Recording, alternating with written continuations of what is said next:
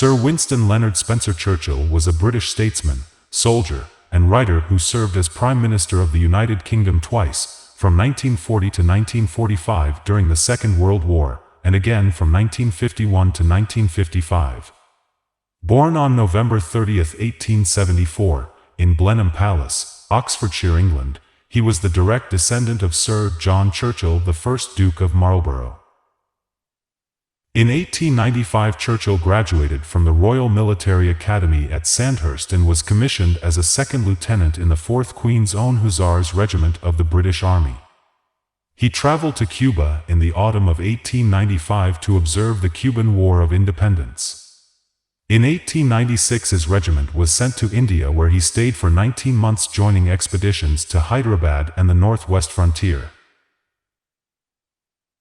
He saw action in various conflicts, including the Sudanese campaign and the Second Boer War, where he was captured and famously escaped from a prisoner of war camp.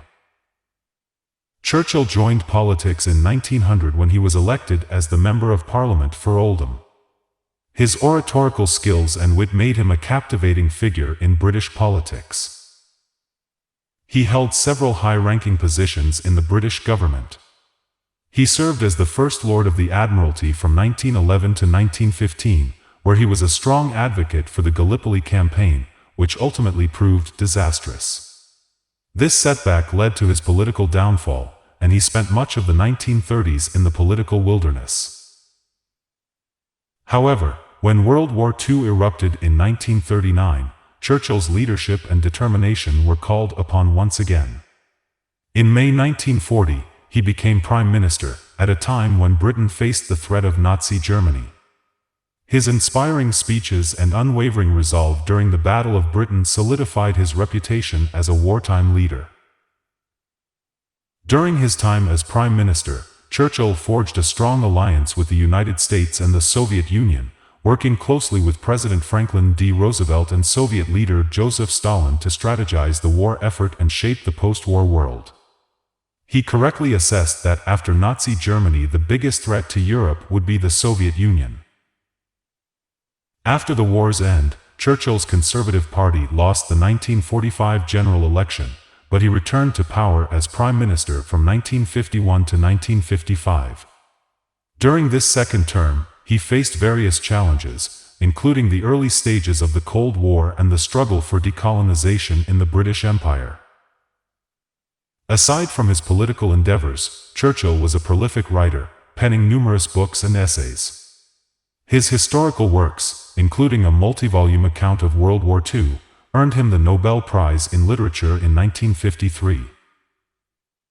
Churchill died on January 24, 1965, aged 90, leaving behind an enduring influence on British and global history. His speeches, leadership during World War II, and dedication to democracy stand as a testament to his indomitable spirit.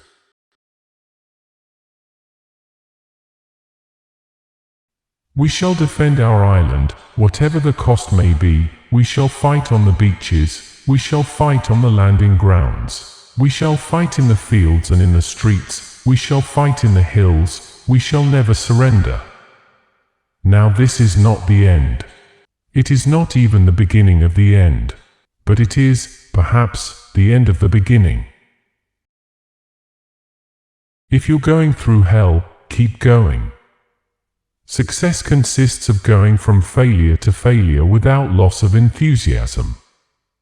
Russia is a riddle wrapped in a mystery inside an enigma. You can always count on Americans to do the right thing after they've tried everything else. History will be kind to me, for I intend to write it. Nothing in life is so exhilarating as to be shot at without result.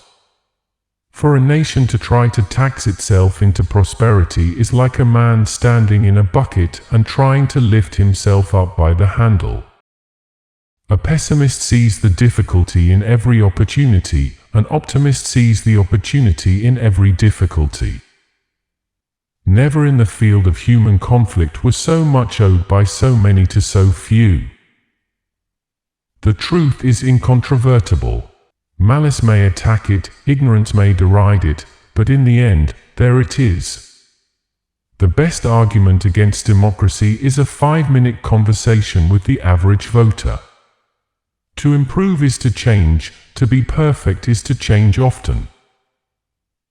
In wartime, truth is so precious that she should always be attended by a bodyguard of lies. There are a terrible lot of lies going about the world, and the worst of it is that half of them are true. War is mainly a catalogue of blunders. Politics is almost as exciting as war, and quite as dangerous. In war you can only be killed once, but in politics many times. It has been said that democracy is the worst form of government except all the others that have been tried. Victory at all costs, victory in spite of all terror, victory however long and hard the road may be, for without victory, there is no survival. My most brilliant achievement was my ability to be able to persuade my wife to marry me. We have always found the Irish a bit odd. They refuse to be English. History is written by the victors. There is no such thing as public opinion. There is only published opinion. An appeaser is one who feeds a crocodile, hoping it will eat him last. The inherent vice of capitalism is the unequal sharing of blessings. The inherent virtue of socialism is the equal sharing of miseries. Let our advanced worrying become advanced thinking and planning.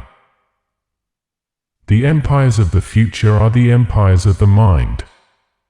I am always ready to learn, although I do not always like being taught. I am an optimist. It does not seem too much use being anything else. No one can guarantee success in war, but only deserve it. To build may have to be the slow and laborious task of years. To destroy can be the thoughtless act of a single day. True genius resides in the capacity for evaluation of uncertain, hazardous, and conflicting information. Without tradition, art is a flock of sheep without a shepherd. Without innovation, it is a corpse. Never hold discussions with the monkey when the organ grinder is in the room. There are two things that are more difficult than making an after-dinner speech: climbing a wall which is leaning toward you and kissing a girl who is leaning away from you. One ought never to turn one's back on a threatened danger and try to run away from it. If you do that, you will double the danger. But if you meet it promptly and without flinching, you will reduce the danger by half. Never run away from anything. Never.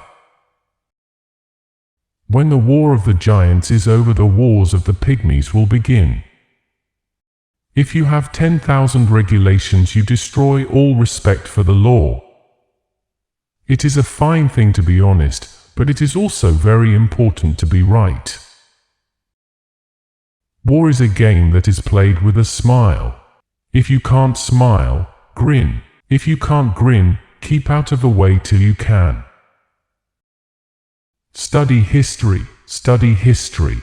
In history lies all the secrets of statecraft. Difficulties mastered are opportunities won. Play the game for more than you can afford to lose, only then will you learn the game. Great and good are seldom the same man. Never give in, never, never, never, never, in nothing great or small, large or petty. Never give in except to convictions of honor and good sense. Battles are won by slaughter and maneuver. The greater the general, the more he contributes in maneuver, the less he demands in slaughter. It is more agreeable to have the power to give than to receive. Man will occasionally stumble over the truth, but most of the time he will pick himself up and continue on. The problems of victory are more agreeable than those of defeat, but they are no less difficult. When you are winning a war, almost everything that happens can be claimed to be right and wise. No part of the education of a politician is more indispensable than the fighting of elections.